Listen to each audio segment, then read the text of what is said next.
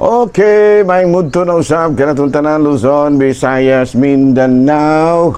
Mayong mudto Philippines, may mudto world, may mudto universe. Ana na punta mga higala, dili atong tulumanon sa kahanginan CONA Catechesis on Air. Og ako lang gihapon kini inyong ubos nga alagad, Reverendo Padre Edwin Academia Acab. Abino adlaw na usab karon nga Miyerkules, no? Pizza 25 na kini sa bulan sa Hunyo tuig 2025. O liwas mahigala sa mga fiesta, no? Kagahapon aligre pag mahigala, no? Fiesta ni San Juan, no?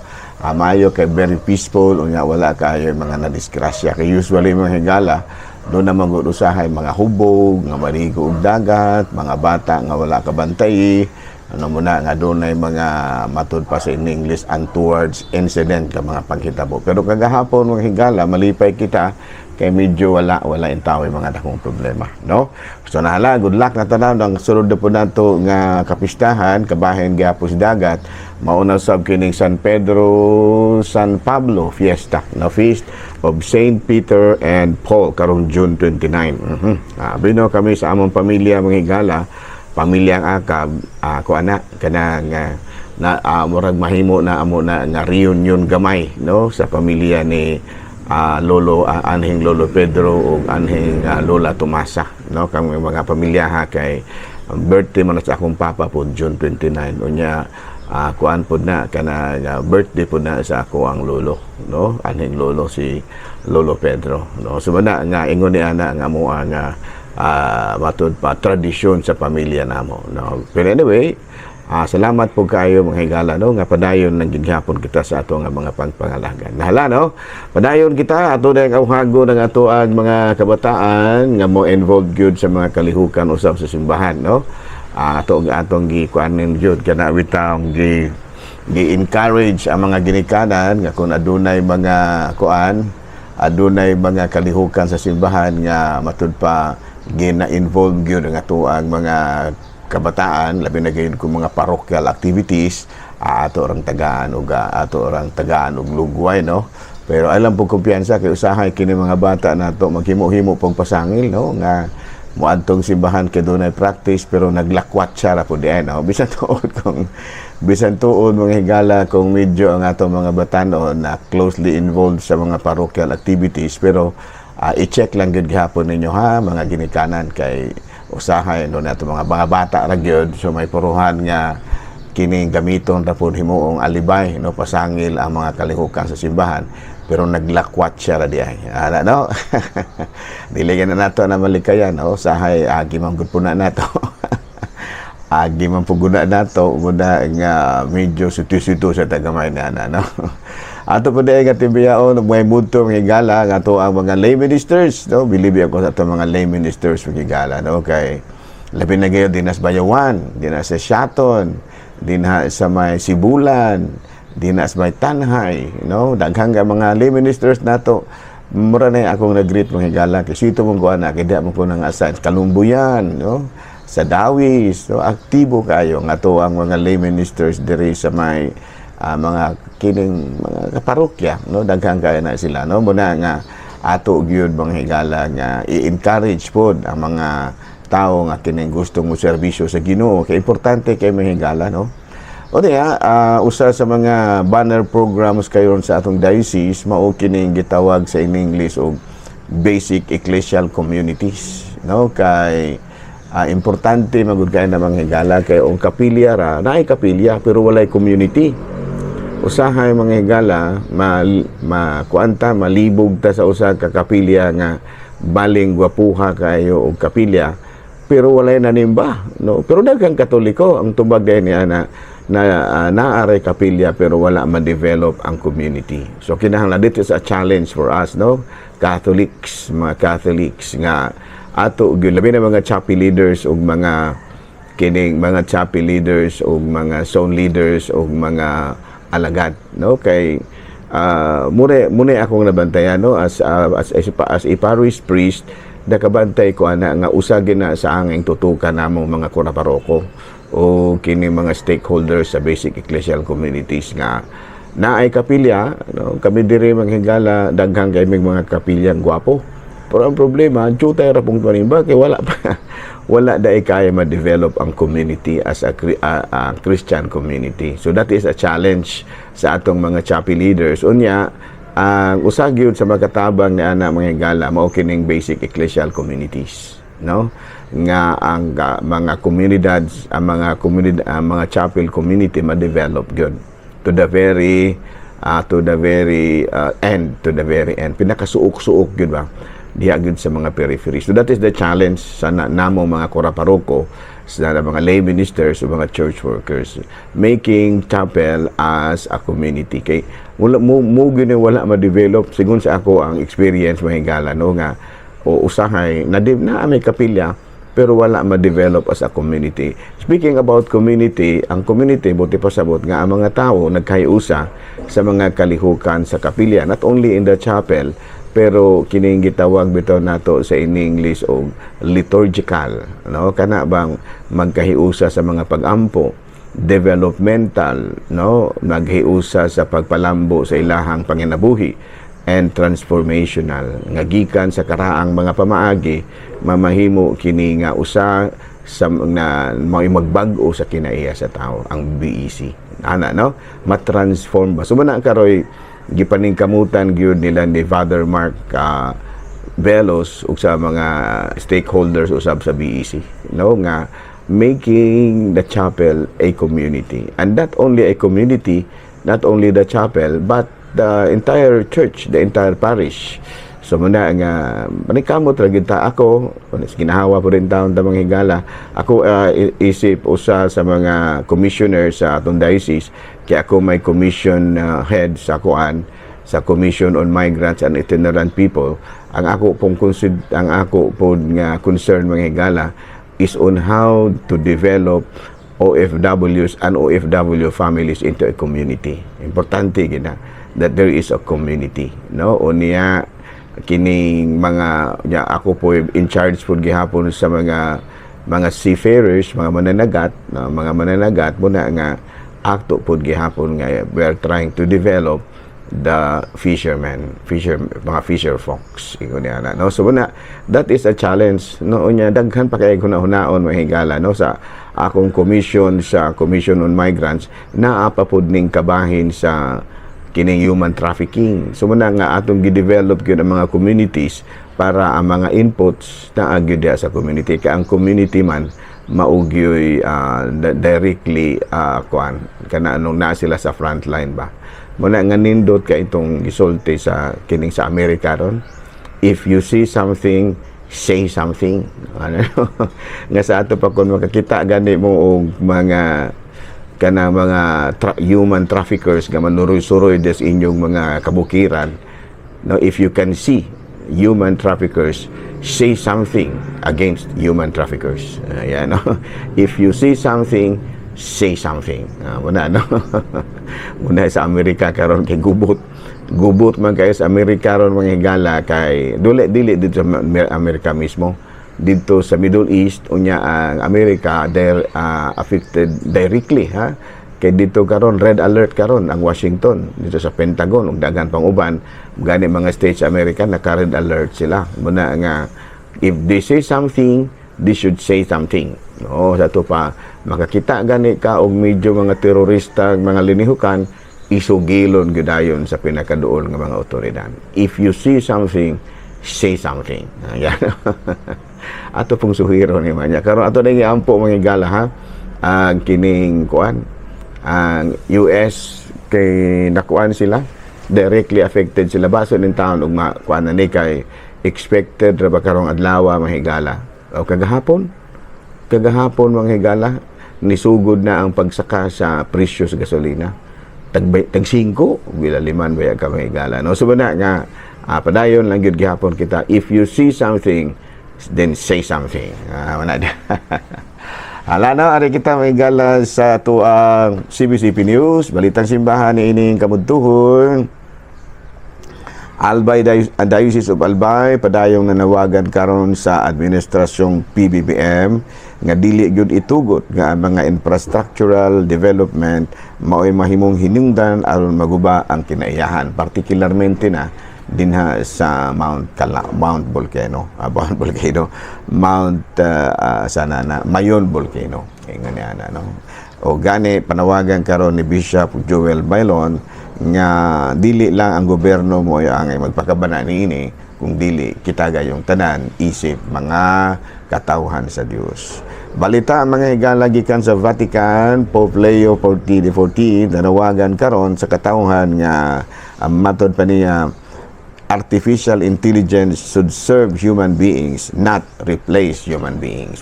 Sabot niya nga ang artificial intelligence na naman lagi na gamito na nato aron makatabang sa tao, dili maoy iili sa tao, no? Mao kada karoy panawagan usab sa atong talahurong Santo Papa Pope Leo XIV. Hala no, padayon ta mga higala, ari kita sa ato ang Saint of the Day. Aboy no ang atong Saint of the Day karon, bisag way nang utana, no? Matod pa ni Brad Jones Manaba ng atong kauban sa buhat, bisag way nang utana. June 25 ang ato ang karong santo mao si Saint Dominic Henares. Bino kini si Saint Dominic Henares nahimo kini siya nga bishop martyr sa Vietnam. He was Spanish by birth and usa ka Dominican missionary. Unya during the persecution he was beheaded together with Saint Francis Chan. No, of course canonized on 1969, no, na panahon gud Vietnam mga higala labi na katong nisagop na sila ni ining komunismo gipangdakop ang mga misyonero o walay swerte kay ila pod in taong gipanghulusan sa kinabuhi. Nya usa sa mga nahunusan sa kinabuhi mga higala mao kini si Santo Domingo Henares, Saint Dominic Henares. Okay, padayon ta mga higala sa ato ang mga buhatonon. Kumusta naman ang atong mga labandera, mga kusinera o mga walay kwarta? Kumusta da ang ato ang mga driver sa potpot o katong walay potpot? Galaka mo na. Abi no, ari na ta mga higala sa ato ang katikisem. Abi no, very old issue mga higala, ato lang i-explain ang kabahin lagi ni ining kining mga problema nato alang gikan sa kinibitawong what is a statue in the Catholic sense? Ano? Alang nato mga Katoliko unsa magining estatwa? No, alang kanatong Katoliko ba unsa magining estatwa kay daghan baya kayong mga pagsaway nga gibuno diri paingon nato. Pero alang nato mga Katoliko, statues are not idols to be worshipped, but rather visual representation used to honor and remember religious figures like Jesus, Mary, and the saints. They serve as aids to devotion, helping Catholics focus their prayers and inspire them to live a more holy life. In English man itong higala, no? Atong sulayan o atong sulayan o kanang hubad sa Binisaya. Alang sa mga Katoliko, alang kanatong Katoliko, ang mga estatwa dili butang aron atong simbahon isip Dios, no?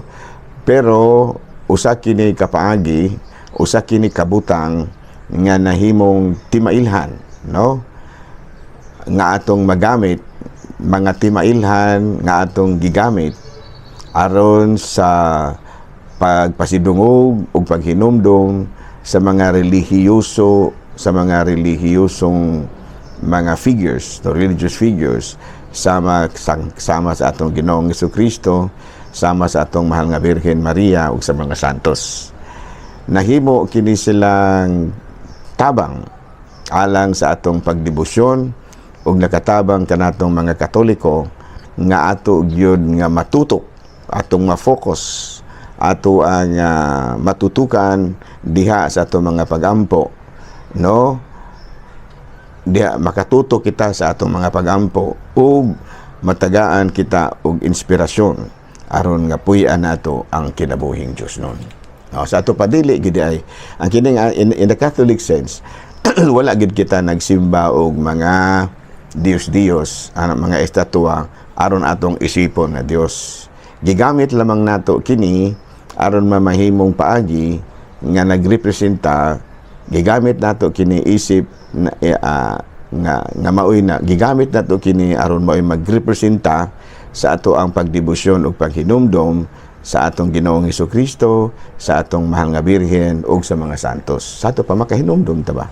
Unya gigamit usab kini they serve as aids, tabang alang sa atong pagdebosyon aron matabangan kitang Katoliko nga ma-focus, matutukan gyud nato diha sa atong mga pag-ampo ug matagaan kitag inspirasyon nga puy-an nato ang kinabuhing balaanon. Mura day na, no? So muna atua nya na may mga pamasangil nga nagsimba-simba daw ta nag Dios.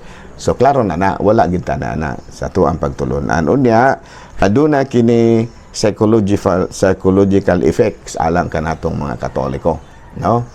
Alang kanatong mga Katoliko aduna kini positive effects, no? Makatabang kini maka-influence sa atong mga gibati, no? Makatabang kanato sa atong paghinumdum o makatabang usab kanato aron mailhan nato kung kinsa ang ato ang angay nga iluhon nga Dios ug angay nga iluhong santos. Ayan, no? So ari kita sa influencing our emotions. Alang kanato, no? Ang mga santos, no, ang mga santos have three essential functions. Dunay kanang tulo ka mga importante kayo nga kanang matud pa function gamit, no? Adunay tulo ka mga importante kaayong gamit alang kanatong Katoliko. Na nahimo sila, they became examples of holiness, no? Kay mga santos man lagi.